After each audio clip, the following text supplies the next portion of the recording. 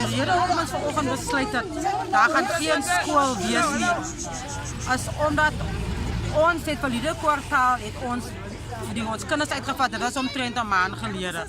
En die departement sou die gebou kom regmaak gedurende die vakansie, maar daar was niks gedoen nie. Gistermiddag toe ons by die skool kom om te kyk hoe ver hulle was, toe sien ons daar was niks gedoen nie, hulle net hier gepatch en daar gepatch.